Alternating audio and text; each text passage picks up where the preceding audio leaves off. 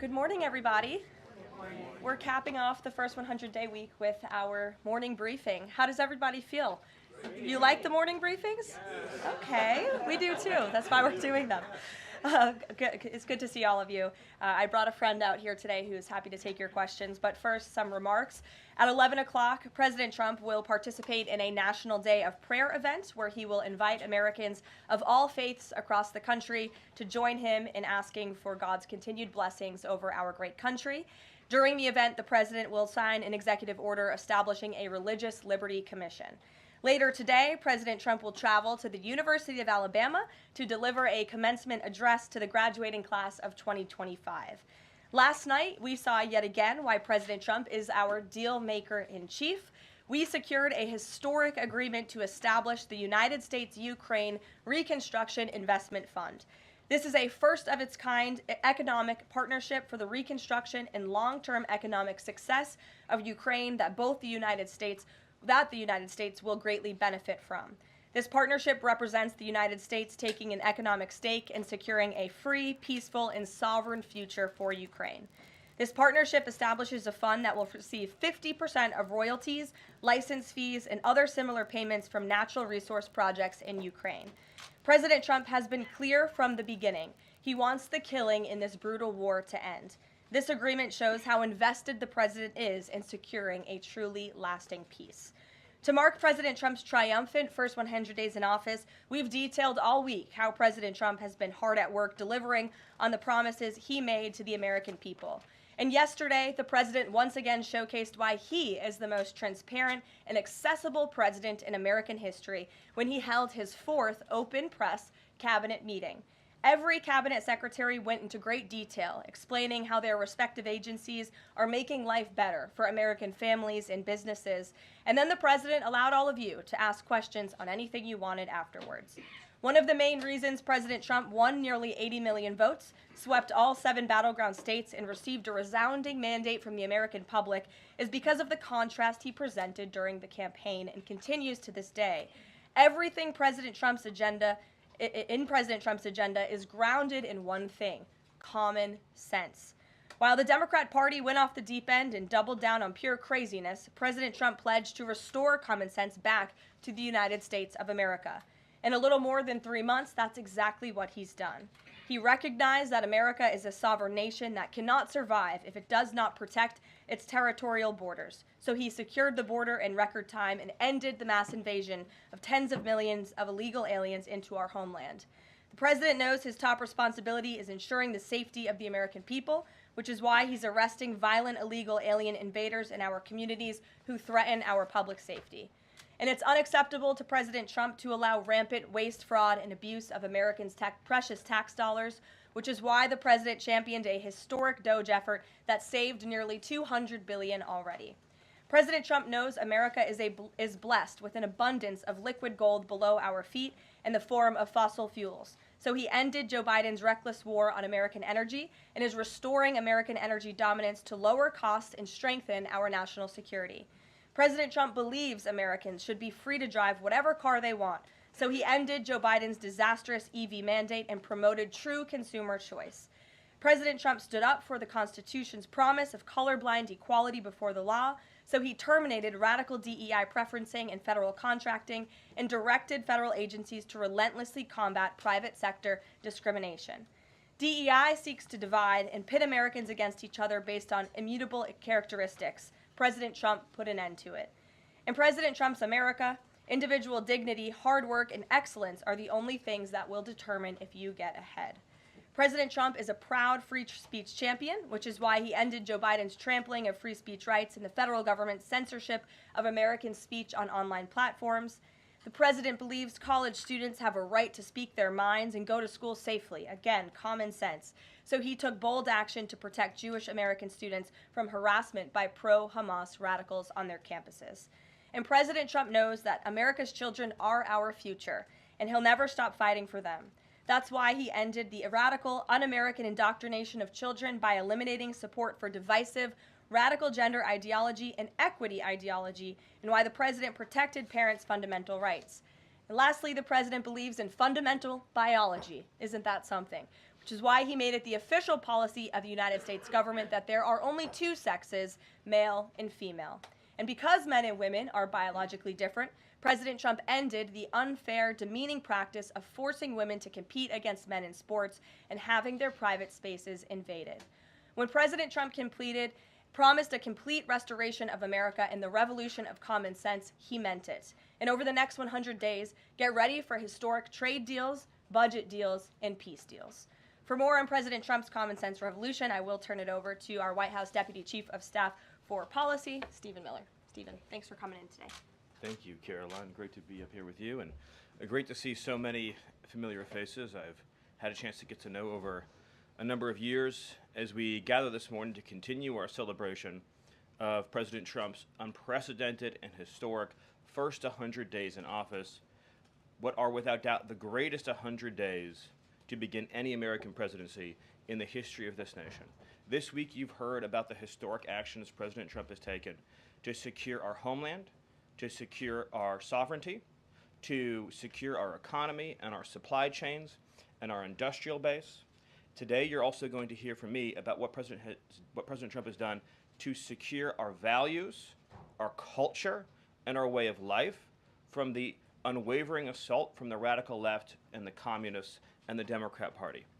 One of the most significant crises that President Trump inherited upon taking office was the wave of racial discrimination, so-called diversity, equity, and inclusion policies that have taken over both public sector and private sector entities all across the United States of America.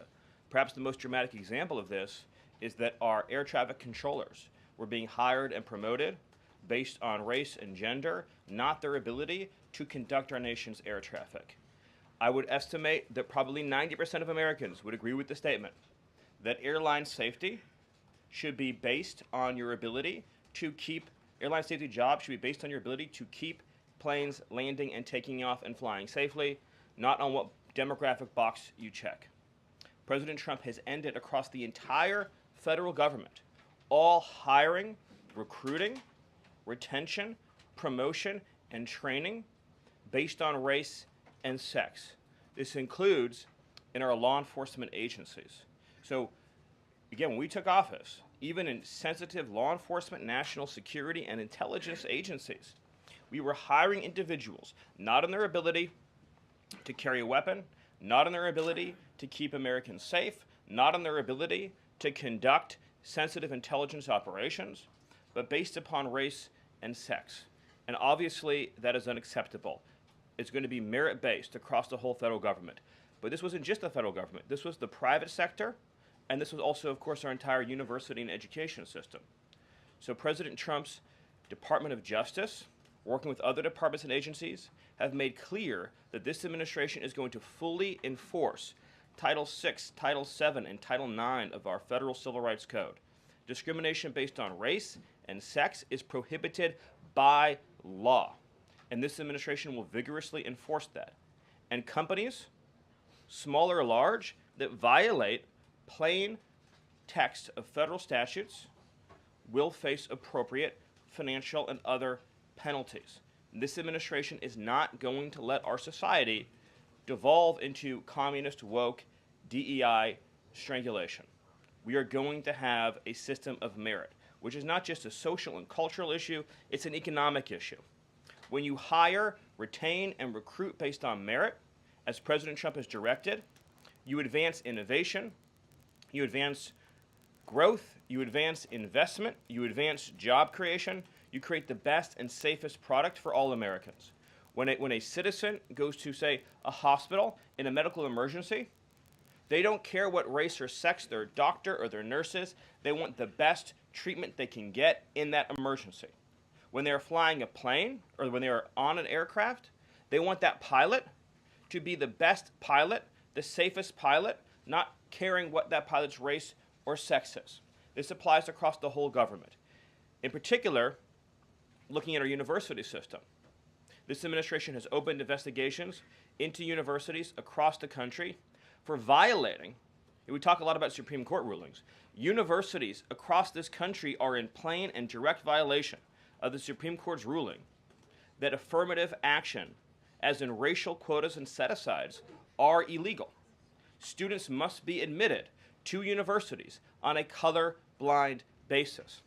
But we have demonstrated through clear evidence that our university system, including our medical schools, and perhaps particularly our medical schools, are engaging in race-based discrimination, racial set-asides, racial quota schemes, and other efforts to evade the Supreme Court's ruling, and again, the plain text of federal statute. So universities are on notice, and universities are already facing the financial consequences of their noncompliance with federal law. The clearest example that we're all familiar with, of course, being Harvard, which is engaged in repeat, systemic, and sustained violations of federal civil rights law. Another area of civil rights law that we talk about a lot, of course, is Title IX, sex-based discrimination. And this administration ended the Biden administration's policy and the Democrat Party's policy of allowing men into women's sports, men into women's spaces.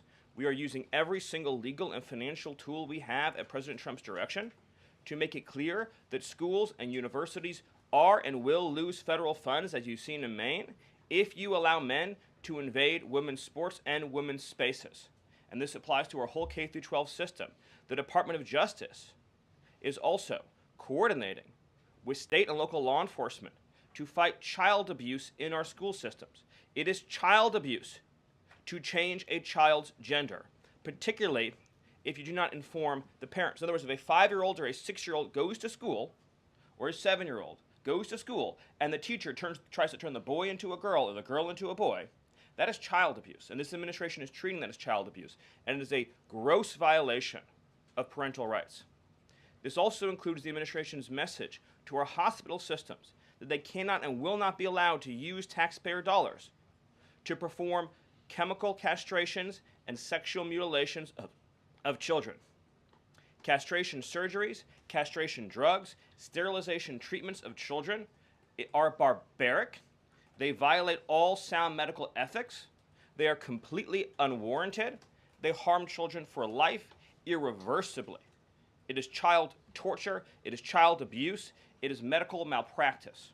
And so the Department of Health and Human Services, under the leadership of Bobby Kennedy, as well as the Department of Justice and other departments of this government, are making clear to our medical providers and our hospital systems that you cannot use taxpayer dollars to perform these barbaric procedures on America's children. And HHS has systematically eliminated all of the junk, fake science that was produced under the Biden administration promoting sex changes on children, promoting the idea of sterilizing children. That's been cleaned out, that's been removed, and new guidance is being issued to doctors and hospitals advising them that they cannot perform these horrifying procedures, these irreversible procedures on our nation's children. We are also making clear in our prison system, male prisoners will not be allowed into women's prisons. The Biden administration promoted prison rape by putting men into female prisons. That is obviously insane, cruel, and unacceptable. And even though the Democrat Party and Hakeem Jeffries and the Democrat media continue to fight to put men into women's prisons, this administration will not allow that. And will not allow men, as well, in our K-12 system, into women's private spaces and restrooms. We have seen horrifying example after example of young girls being sexually assaulted because school districts have allowed men into women's and girls' private spaces. This administration, President Trump, is at the forefront of protecting women and protecting girls. And nowhere is that clearer than when we are talking about fighting radical gender ideology. This administration is also fighting to get critical race theory out of our school districts. Children will be taught to love America. Children will be taught to be patriots. Children will be taught civic values for schools that want federal taxpayer funding. So as we close the Department of Education and we provide funding to states, we are going to make sure that these funds are not being used to promote communist ideology. For any nation to be successful, it cannot teach its children to hate themselves and to hate their country. So these are a few of the areas in which President Trump has fought the cancerous, communist, woke culture that was destroying this country, where we were led to believe that men were women, that women were men, that racial discrimination was good, that merit was bad, and that safety and physical security matter less than the feelings of liberal ideologues. The president has also fought to return the Department of Justice to its core mission of protecting public safety and locking up violent criminals, instead of using the Department of Justice to target conservatives, to target Christians, to target people of faith. The last administration cruelly and shamefully used the power of the Justice Department to go after law-abiding Americans, in particular Trump supporters, conservatives, and Christians. That persecution has ended. The Department of Justice and the FBI are back in the business of going after bad guys, of going after gangs, of going after criminals, and keeping Americans safe. Let me just conclude before taking questions by noting that when you look at the sweep of the first 100 days, every single crisis that has afflicted America for years, sometimes decades, sometimes generations, this president has fought head on. He has taken on every entrenched power structure and system all across this government, this swamp, this town. That includes, of course, the DOGE efforts to slash corrupt, wasteful government spending, graft, and corruption, and to stop billions of taxpayer dollars from going to radical left NGOs. These are left-wing nonprofits that are used to advance illegal immigration, to advance open borders, to advance gender ideology, and to advance all of this insanity that has been turning our country in the wrong direction for so many years. President Trump took head on the trade crisis afflicting this country with the destruction of our manufacturing and industrial base, the shameful betrayal of the American worker by Joe Biden and the globalists that sent all of our supply chains overseas. He took head on the catastrophe of mass, unlimited illegal immigration that was turning us into a failed third world state, and achieved the lowest level of illegal immigration in recorded history without even a close second. He took on the economic crisis afflicting this country by reopening American energy, by defeating inflation, by lowering gas prices, by ending the onslaught and reversing the onslaught of federal regulation, by reopening coal, shale, oil, natural gas, and fighting now for the largest tax cut and reform, and the largest deregulation reform, and the largest energy reform in American history.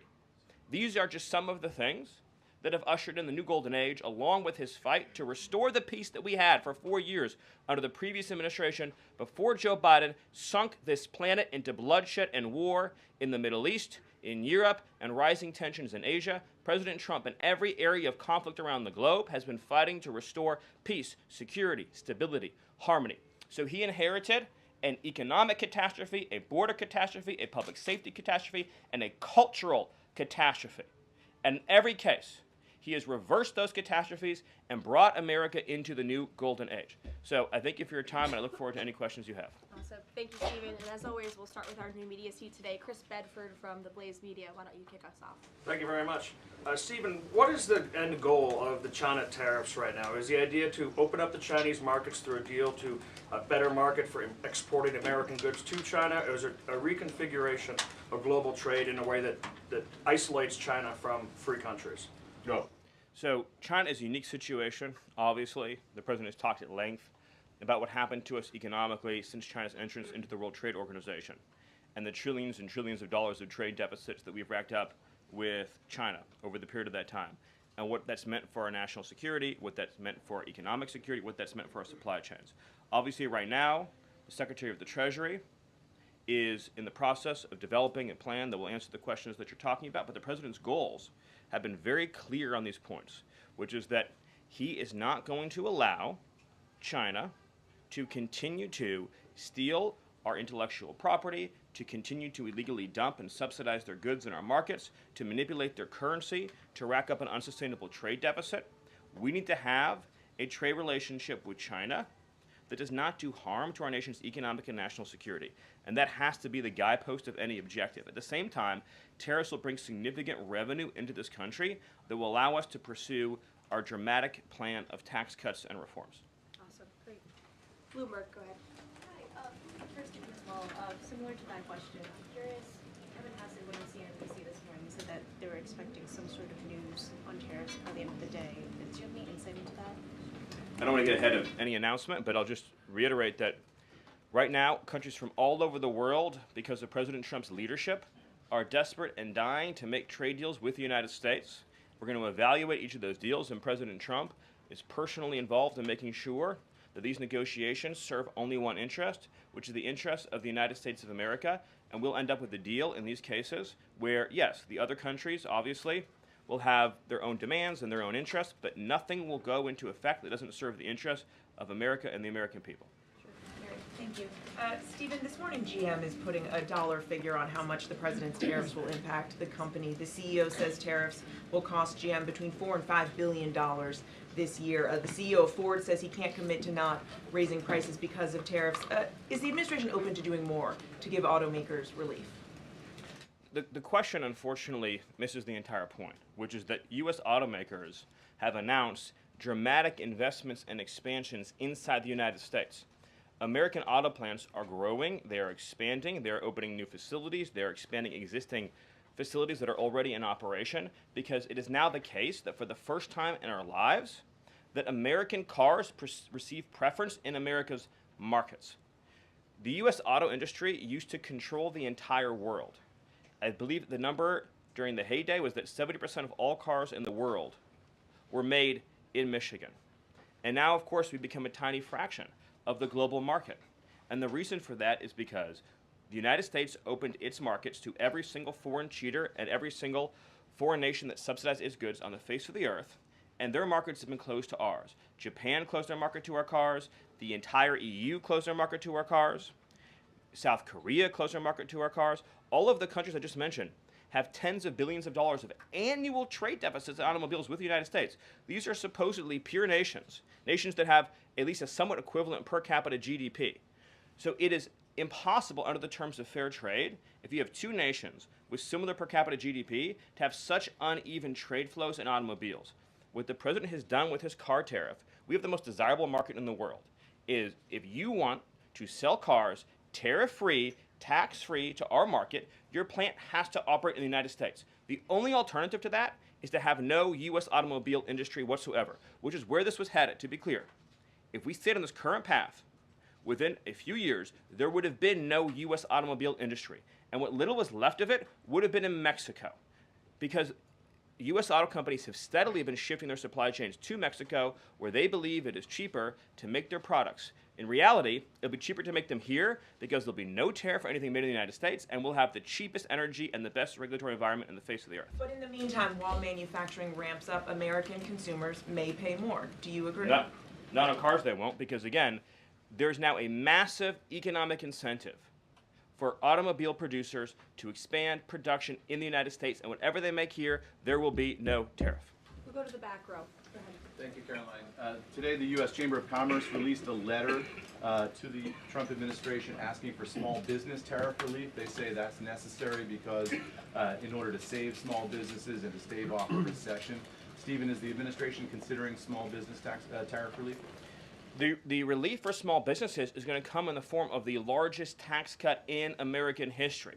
A tax cut, by the way, that every single Democrat is planning to vote against. They're voting for a tax hike on every middle-class family of about $4,000. The president has made clear that there will be 100% expensing for investment in the United States. Companies that invest in the United States will be able to deduct 100% of that cost from their tax liability. This will be the most pro-small business tax bill in American history.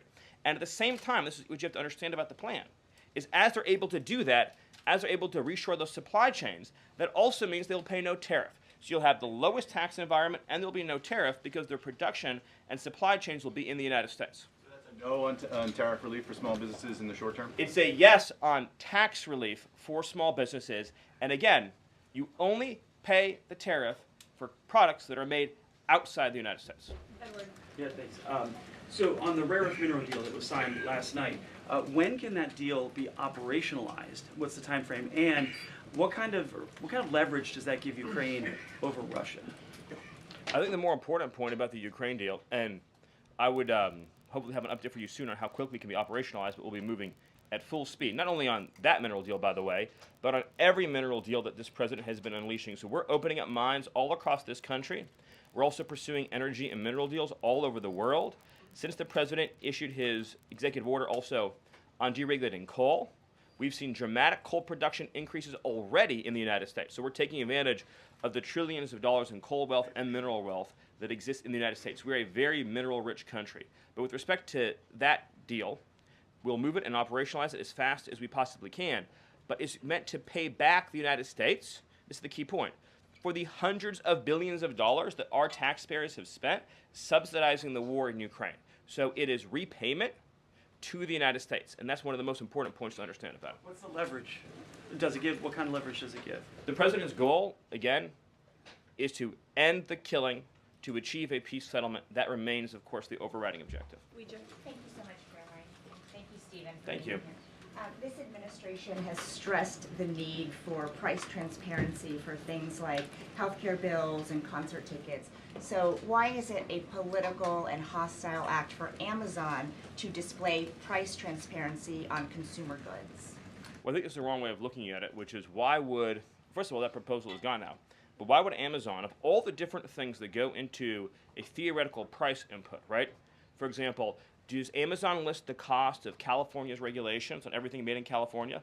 Anything you make in California, you have a massive price increase because of the healthcare regulations that are unworkable in that state, because of the labor regulations that are unworkable in that state, because of the subsidies that go to illegal aliens in that state, because of all the bureaucracy. So anything being produced in California has a massive built-in price hike. So why wouldn't Amazon have a list saying if you purchase it in California instead of in Alabama, this is the premium that you pay? That you pay. This was a clear attempt by whoever proposed it originally, I don't know, because Amazon says they were never going to do it, to try to undermine our trade negotiations with China.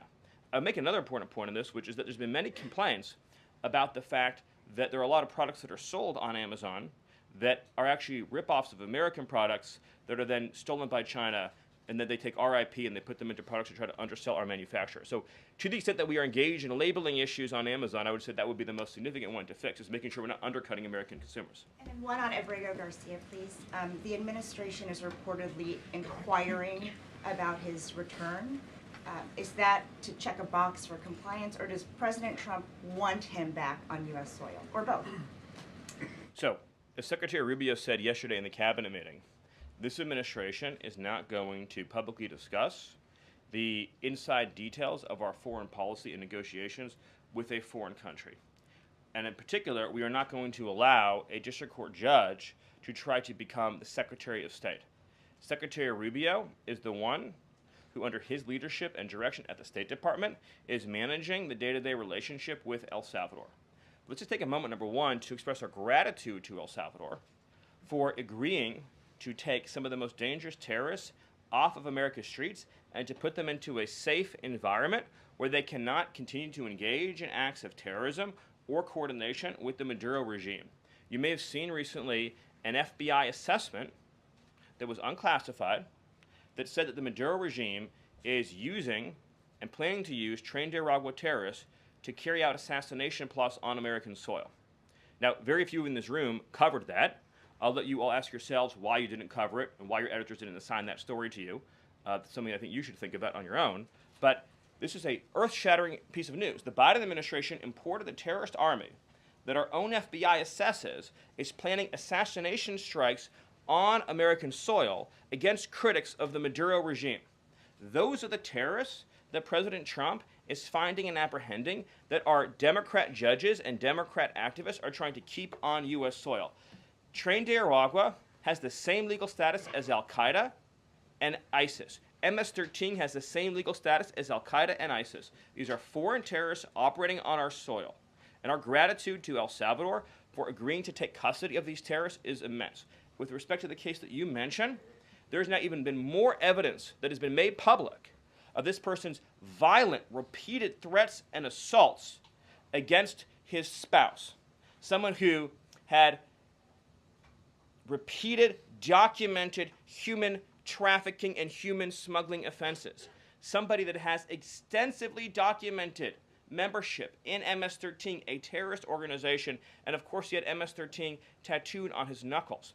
This is a person that was a clear and present danger to the safety of the American people. And it is a sad reflection on the state of our media and many of the outlets represented in this room that you obsessively try to shill for this MS-13 terrorist, well, no coverage occurred in your papers about any of the Americans that were raped and tortured and murdered by the illegals that Biden was importing into our country. You know, you talk about due process. The Biden administration made the decision to give extensive due process to 2 trained Nicaragua terrorists that were apprehended at the border just a couple years ago. They were 2 gentlemen. They were from Venezuela. They were members of trained Nicaragua. The Biden administration Border Patrol apprehended them and made the decision to provide them with extensive due process, put them onto a program known as supervised release, and put them on ankle monitors so that they could go through a lengthy legal, judicial determination as to whether these legal aliens who had just set foot on U.S. soil might want to live in the United States for the rest of their lives. What was the result of that decision? What was the result of that choice that was made? Those 2 men kidnapped a young girl named Jocelyn Ungary from her family. They beat her, they sexually assaulted her, they tortured her, they stripped her, they murdered her, and they dumped her body. That is what the Biden administration's policy was. Most of your papers never covered her story when it happened. To the extent that you covered it at all, it was because President Trump forced you to cover it by highlighting it repeatedly over and over again. He had to shame you into covering it. And each and every one of you that sides over and over again with these MS-13 terrorists, to the extent that you have the financial means to do so, you all choose to live in condos or homes or houses as far away from these kinds of gangbangers as you possibly can. If I offered any one of you a rent-free home with no taxes to pay in any of these gang neighborhoods, and I said your neighbors are MS-13 terrorists or Mexican mafia or Sinaloa cartel or trained Nicaragua, I couldn't pay you to live there. But yet you, with your coverage, are trying to force innocent Americans to have these people as their neighbors, and that one day their daughter may be abducted from their home and raped and murdered. So you're not going to get an ounce of sympathy from this administration or President Trump for the terrorists who've invaded our homes and our country. Awesome. Thank you. Peter, we'll take a couple more questions. A couple questions on DOGE, of course, because that's the topic that you're here to speak about. But I want to ask you one other question about the topic of prices. We heard from the president on this just yesterday, right now, on prices and the risk that there could be some short-term, as he said, shortages. He was referring specifically to dolls. What do you tell Americans right now, Stephen, who say they can't afford to, in the president's words, be patient? Americans who voted for President Trump on his promise that he would lower prices across the board on day 1. But he did lower prices across the board on day 1. Well, grocery prices last month went up 0.4%, of course. So I mean, just across the board, not exclusively eggs. Inflation, as you would acknowledge, is down substantially. Gas prices are down substantially. The new GDP report showed a 22% record increase in investment in the United States of America. So all of the, and don't even, egg prices, of course, which was all you guys talked about for a few days, I think are down like 80%. The reality is that we can either surrender economically to China, or we can reclaim and reshore our manufacturing base and our industrial needs. And it's not just China. In the event of any national emergency, this is the president's first duty as commander-in-chief. In the event of any national emergency, we cannot be reliant on foreign countries for steel, aluminum, energy, technology, any of the essential components that we need to keep this country running.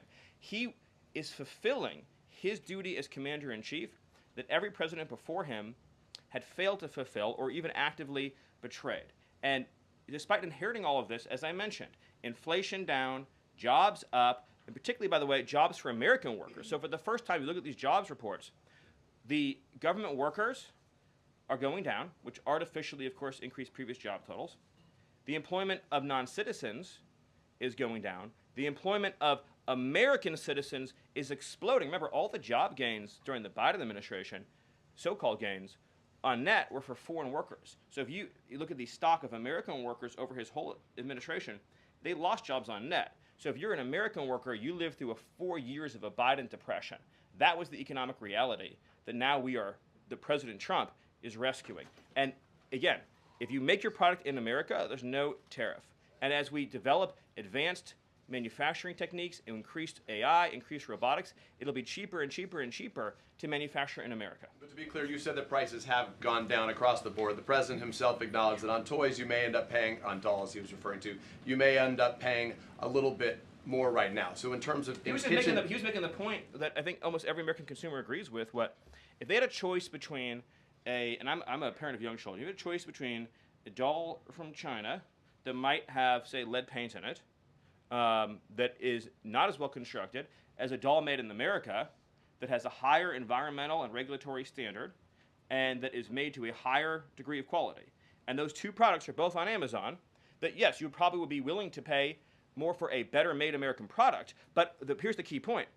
With the tax cuts, the regulation cuts, the energy price decrease, and everything else that President Trump is doing to unleash this era of American prosperity and prevent the road we were on to get off that road of financial ruin and doom, means that it will be cheaper than ever to make and manufacture in America. I think that answers your question. So I'm going to follow one more. Stephen, can I just... Caroline, can I ask the Doge question? Can I ask about Doge? Peter, we just gave you 2 questions. Brian, go ahead. Doge, but I'll wait. Thank you. Last night, Kamala Harris delivered her first major speech after losing the election. She attacked Trump personally, attacked the policies. Any comment from the White House on that? Well, I think it was a great reminder to the American people of just how blessed we all are that the leader sitting in the Oval Office today is President Donald Trump and not President Kamala Harris. It was a helpful reminder of just what a travesty and a tragedy that would have been. It would have been the end of America. And it gives me a chance to bring this whole thing home. If we continued on this road of radical regulation, choking off American energy, sending our supply chains to foreign countries, taxing our economy to death, pushing this cancerous woke ideology on our children, ending merit, ending scientific innovation, ending public safety, allowing, everyone goes to the stores these days, everything's locked up, criminals roam free, law-abiding citizens under the previous administration were punished while gangbangers were given red carpet treatment. Democrats, of course, are still giving gangbangers red carpet treatment.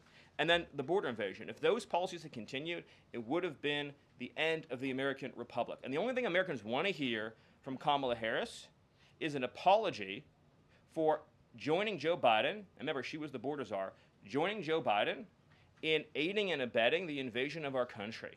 And we're never going to stop talking about this because what they did to this country is unforgivable. It is an eternal stain on the Democrat Party. Every day we read another story.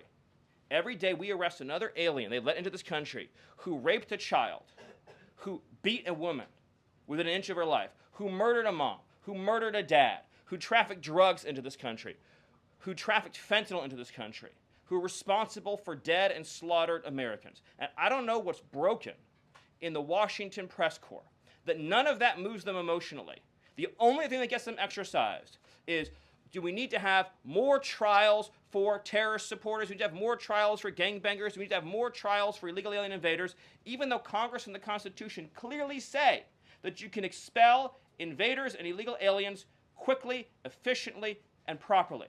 This president has literally saved America, and I could not be prouder.